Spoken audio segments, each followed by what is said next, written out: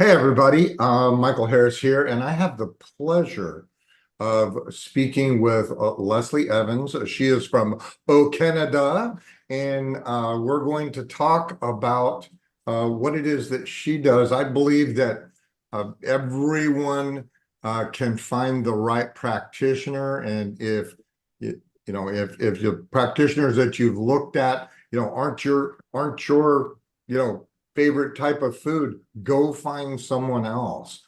And so, Lesley, welcome. And you're kind of interesting in which that you are a psychiatric nurse, you're a hypnotherapist, you are a Reiki master. And I'm kind of curious about how you navigate all those different realms and how does that work within your treatment methods? Well, first of all, I want to thank you so much, Michael, for inviting me here to chat about this. And I agree 100% that if you are not connecting with anybody out there, that you should always look for the person that connects the most with you. And so thank you for providing this for those that are looking for someone, that there's other people out there. So how do I start? I have a lot of titles, don't I? I have been a psychiatric nurse for over 30 years, and worked for, I don't know, almost 25 of those in public health here in Canada.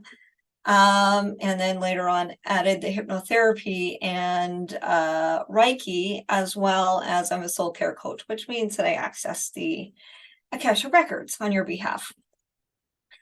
So here's the thing, and I hope I'm answering your question. I worked for so many years in public health as a psychiatric nurse, and I helped many people, absolutely in using sort of that medical, more kind of modern therapies. I don't like to call them traditional because the traditional ones are more the Reiki and all of that, and I helped people, but what I found was that I only helped them so far. That system is kind of created to keep people in the system, not moving on. And so as I found that I was just a little not so satisfied with helping people to that point where I kept them in the system, I began to look elsewhere, and I was feeling unsatisfied. And that's where I found Reiki. And I thought, oh, this is amazing. Like, it's not just helping people with their thoughts and their emotions. I can help people from an energy perspective. And then that led me to the Akashic records, and knowing that there's a spiritual realm that we're missing when we're looking at treating people or helping people. And that also led me to hypnotherapy. And here's why I love wrapping all of those around together. I can help people from a conscious perspective, from a subconscious perspective, and at a soul level. And I'm telling you, that is where that lasting and profound healing comes from, when we do that from all of those levels at the same time. Yes, absolutely. And I was on mute, so I couldn't interrupt you. When people think about traditional psychiatric therapies and stuff, I wonder if they go as far back in time as I do. One of the easiest ways to induce trance is pain. So if they're talking about traditional therapies, how come people aren't getting religious or spiritual tattooing as a way of working through their grief or their or loss and things like that? I did want to ask, when you like had enough and you were transitioning out of that modern type therapy, what was that transition like for you, moving into more energetic type therapies? Okay, well, that's a great question. You know, when the universe speaks to you, gives you all those small signs, and it keeps giving them to you and you don't listen?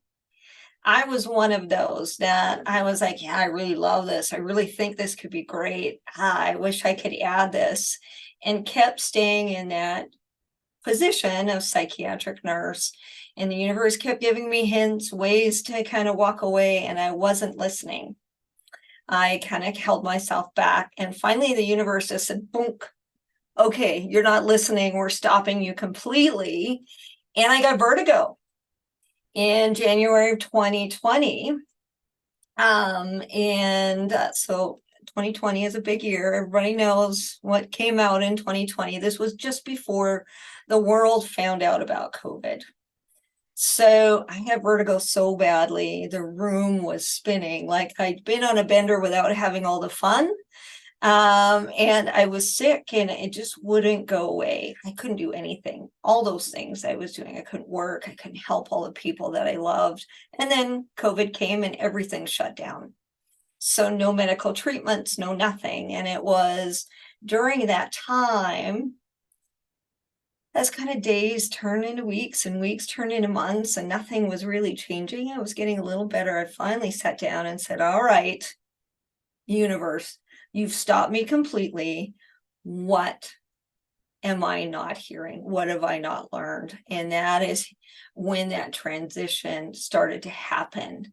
When I finally said, okay, enough is enough. I have more to offer than what the system is allowing me to.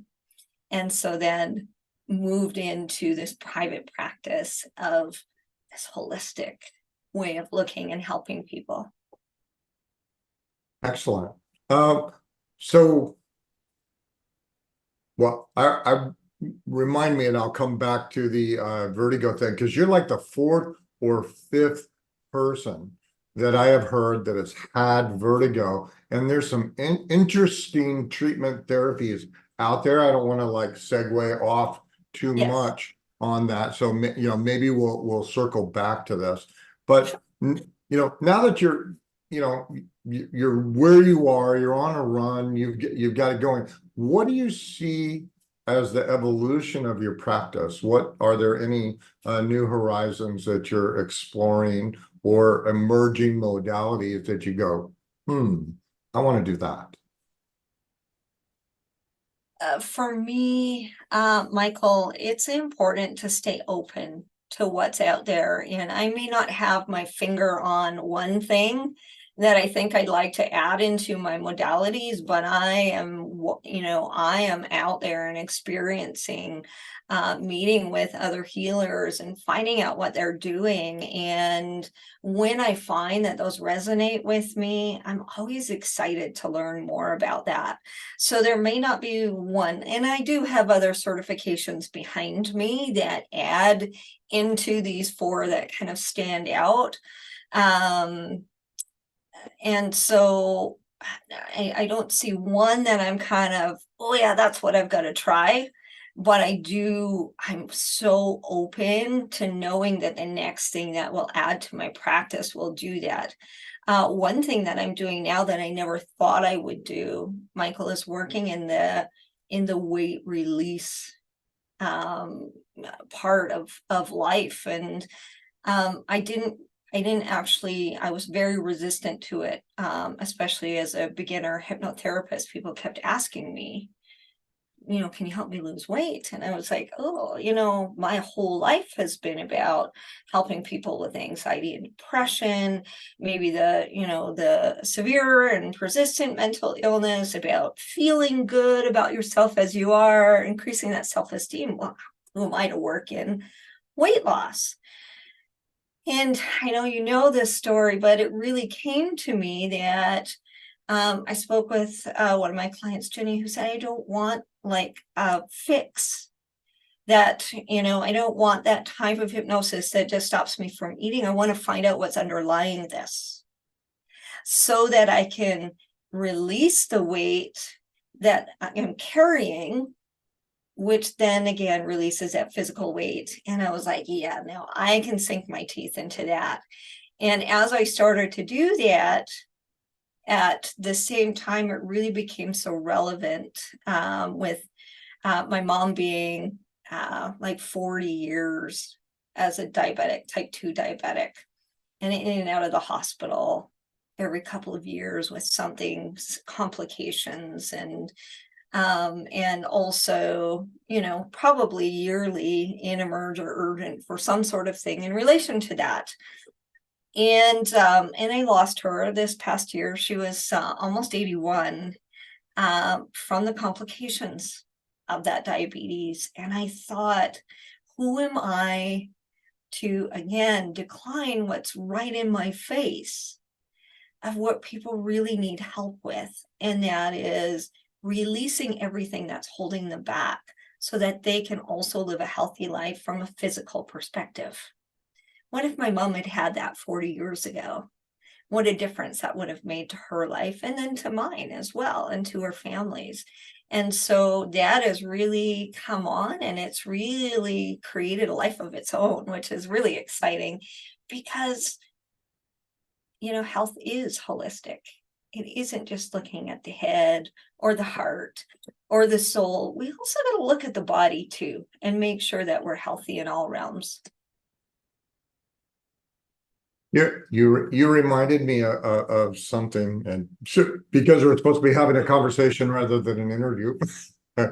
Several years back, I bought a license from the fellow that created Hypnoband. Mhm.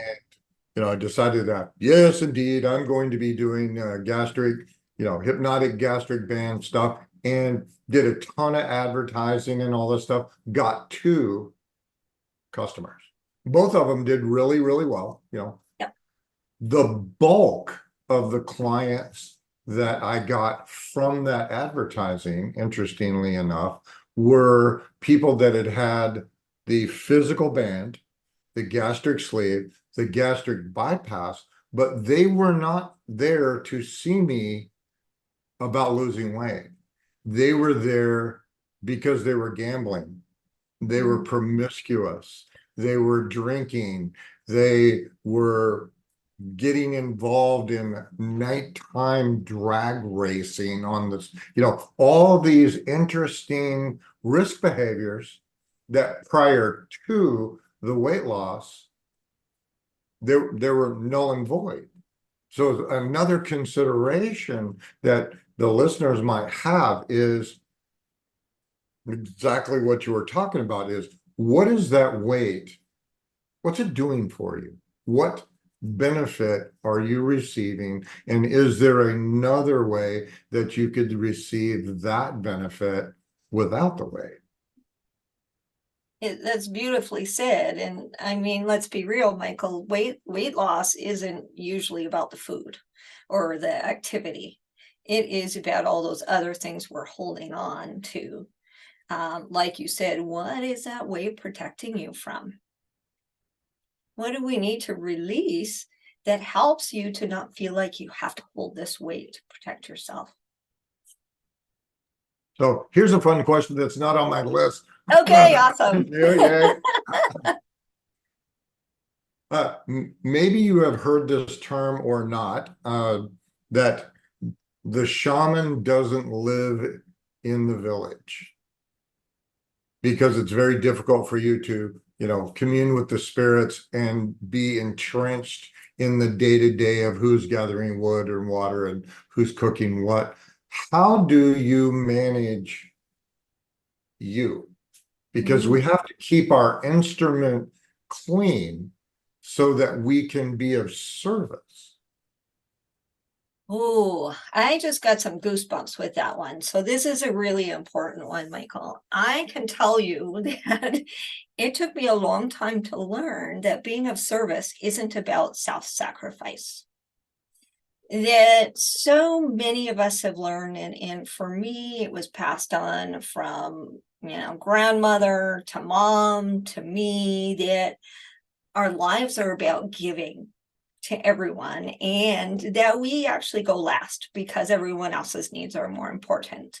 You see, I went into nursing, all of those things that, kind of leave us last. And it was interesting. I did everything that I checked off. I graduated from nursing, I got married to my college sweetheart, bought a house, had kids, all of those, check, check, check, right? But lost myself in taking care of that list. And I have 3 beautiful girls. They're adults now. And I was having a conversation with my 16-year-old, who my eldest, who was 16 at the time. She was having trouble with a boy. And as we talked, she had given up things that she loved, like singing and dancing. She was doing things she wouldn't normally do. And I gave her the great motherly advice that if they care about you, they'll encourage you to do all those things you're passionate about, and that you won't have to be somebody you're not. But as I gave her that advice, I really had to look at myself and what I was modeling to my kids. And I was modeling to them, I thought I was showing them that they are the most important people in the world. But what I was modeling to them was that the people you love are the most important people in the world, and that you should put yourself last. And that's where things really changed for me. And I started to take those small steps of starting to figure out who I was and what I loved and what I was passionate about, what made me feel good. And left that marriage of 21 years and moved on with my girls and created a life for myself. And it wasn't easy to start putting my passions as priority, or the things that I needed to do for self-care. But what I learned was I wasn't helping my kids by giving them everything either. I was robbing them of the journey and the lessons they need to learn by always being there. And so that has really helped me to understand the importance of my own self-care. And so I always take time for it. You know, that guilty little feeling you can get when you're like, oh, I shouldn't be resting right now. I should probably be working on my business, or I should probably be helping with this or making supper or whatever it is. Those still come up for me from time to time, but I'm now able to remind myself that this is part of how I take care of myself, so I can be at my best for those I'm serving. Because I don't want them to get the rest of me. I want you all to get the best of me. And the only way to do that is for me to treat myself well and to take the time I need. Absolutely.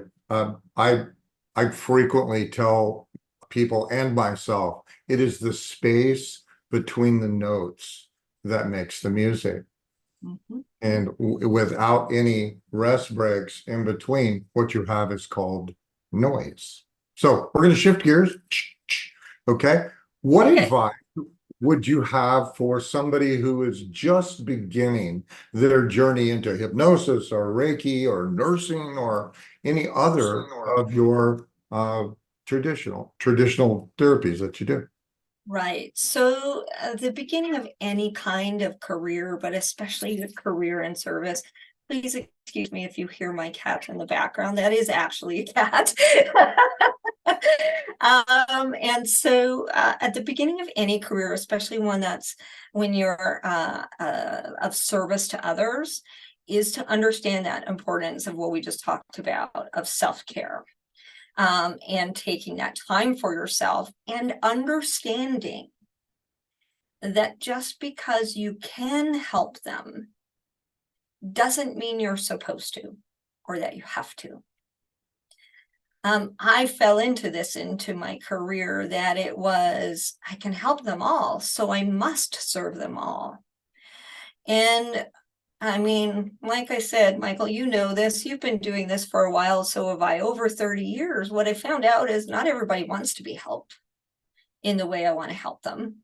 And so you can really bang your head against the wall trying to help those people that don't really want the help. But sometimes they actually need to help themselves. And so we've got to be really, really careful that just because we have the gift doesn't mean we're meant to help everyone that's in front of us. And, you know, so that's part of that self-care thing.